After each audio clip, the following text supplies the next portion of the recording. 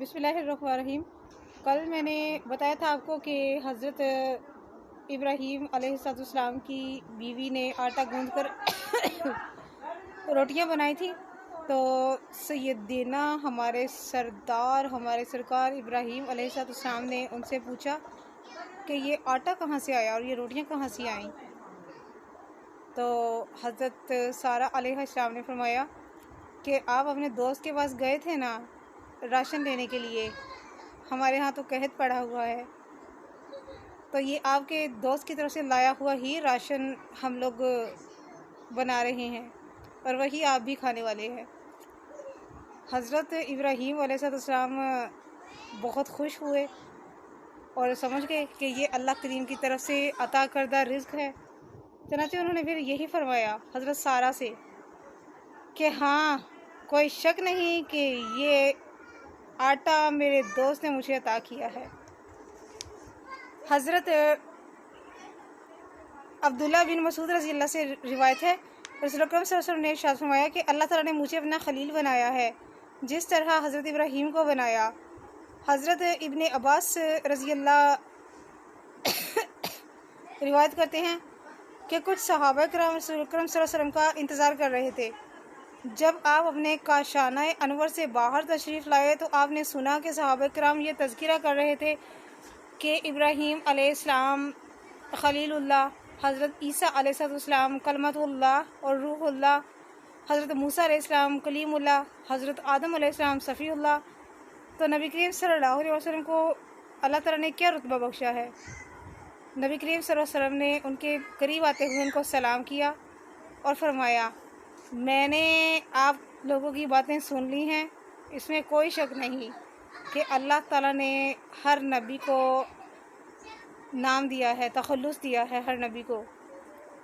مجھے بھی اللہ تعالیٰ نے اپنا خلیل اور نور اللہ، اللہ کا نور، اللہ تعالیٰ نے نور اللہ سے مجھے تشبیہ دی ہے۔ بہت بلند تر مقام اور انتہائی کائنات میں ایسا کوئی بھی نہیں ہے جو نبی کریم صلی اللہ علیہ وسلم کا رتبہ ہے، یقیناً بے شک۔ پھر نبی کریم صلی اللہ علیہ وسلم نے فرمایا، ہاں سنو، میں حبیب اللہ ہوں، میں نور اللہ ہوں، یہ میں فخر سے نہیں کہہ رہا۔ قیامت کے دن میں ہی سب سے پہلے شفاعت کروں گا اور میری ہی شفاعت سب سے پہلے قبول ہوگی، یہ میں فخر سے نہیں کہہ رہا۔ ساتھ ساتھ آپ علیہ السلام یہ بھی فرما رہے تھے، میں سب سے پہلے جنت کے دروازے پر دستک دوں گا، اللہ تعالیٰ دروازہ کھولے گا اور اس میں مجھے اور میرے ساتھ مومن فقراء کو، یعنی کہ فقیر کی جمع فقراء کو داخل کرے گا، اور مجھے اس پر فخر نہیں ہے۔ اور قیامت کے دن اولین و آخرین میں سب سے زیادہ محترم و معزز میں ہی ہوں گا، اور یہ میں فخر سے نہیں کہہ رہا بلکہ حقیقت حال سے آگاہ کر رہا ہوں، یقیناً بے شک۔ اگرچہ اس کی جو روایت ہے وہ ضعیف ہے، لیکن سیاق ستہ ساری کتابوں میں، ساری احادیث شریف کی جتنی کتابیں ہیں جو بہت تاریخ اور راویوں کے لحاظ سے جو اعلیٰ اور حسن ہے، ان کے لحاظ سے جو ہے وہ یہ ہے کہ سیاق ستہ یعنی کہ 6 جو اسلامی کتب ہیں قرآن کریم کے بعد، ان میں یہ حدیث وارد ہے۔ سیاق ستہ یعنی کہ اس کا مطلب ہے سیاق جمع کو کہتے ہیں، صحیح کی جمع ہے، یہ صحیح کی جمع سیاق ہے، اور ستہ سے مراد 6 ہے۔ حضرت ابن عباس رضی اللہ سے روایت ہے، آپ نے فرمایا، کیا تم اس پر تعجب کرتے ہو کہ خلت ابراہیم کے لیے کلام موسیٰ کے لیے تھا اور دیدار محمد صلی اللہ علیہ وسلم کے لیے ہے، یعنی کہ دیدار نبی کریم صلی اللہ علیہ وسلم کو عطا ہوا اور باقیوں کو لقب ملا۔ ہمارے لیے، ہمارے اوپر الف لام میم ذالک الکتاب لا ریب فیہ ھدی للمتقین الذین یؤمنون بالغیب، یہاں سے ہمیں قرآن کریم کے اسٹارٹ سے ہمیں یہ حکم ملتا ہے کہ ہم تمام انبیاء میں، رسولوں میں، پیغمبروں میں کوئی فرق نہیں کرتے۔ یہ بھی حقیقت ہے کہ نبی کریم صلی اللہ علیہ وسلم کا جو درجہ اور جو ان کا رتبہ ہے وہ کسی اور کا نہیں ہے۔ ہم لوگ سب انبیاء سے محبت کرتے ہیں، सब पैगंबरों से और रसूलों से हम लोग मोहब्बत करते हैं, सबका हम लोग बहुत एहतराम करते हैं। नबी करीम सल्लल्लाहु अलैहि वसल्लम का बहुत बुलंद रुतबा है, वो किसी और नबी का नहीं है, किसी और रसूल का नहीं है, इब्राहीम अलैहिस्सलाम का है। हज़रत अनस बिन मालिक रज़ी अल्लाह और कई दूसरे सहाबा कराम ने भी अपनी कुतब में यही लिखा है, यही उन्होंने ना फरमाया हुआ है। हज़रत इब्राहीम अलैहिस्सलाम की आदत मुबारका थी कि आप अकेले खाना तनावुल ना फरमाते थे, साथ किसी न किसी को ज़रूर रखते थे। एक दिन इसी तरह आप अलैहिस्सलाम बाहर चले गए किसी को तलाश करने जो उनके साथ, क्योंकि आप बहुत अच्छे मेहमान नवाज थे, सुन्नत इब्राहीमिया ना मेहमान नवाजी। आप वहाँ पर उस दिन आपको कोई भी ना मिला, आप घर वापस लौट आए कि आज खाने के लिए जिसको मैं साथ खाना खिलाऊँ वो तो कोई मिला नहीं, चलो घर चलता हूँ। काफ़ी देर ढूंढने के बाद घर चले गए। घर में पहुँचे तो देखा एक शख्स वहाँ पर आपके घर में मौजूद है। हज़रत इब्राहीम अलैहिस्सलाम बड़ी हैरानगी से, तुम कौन हो और मेरे घर में यूं कैसे दाखिल हो गए? ज़ाहिर है बगैर इजाज़त ऐसे किसी शख्स को देखना वो थोड़ा शौक सा लगता है ना। तो उस शख्स ने कहा, मैं मलकुल मौत हूँ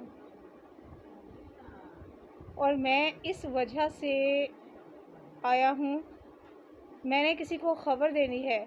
मैं किसी शख्स के पास ये ख़बर देने के लिए आया हूँ कि अल्लाह ने उसे अपना दोस्त चुन लिया है। इब्राहीम अलैहिस्सलाम फरमाते हैं, कौन है वो शख्स? फरिश्ते ने कहा, वो शख्स, उसका घर कहाँ है?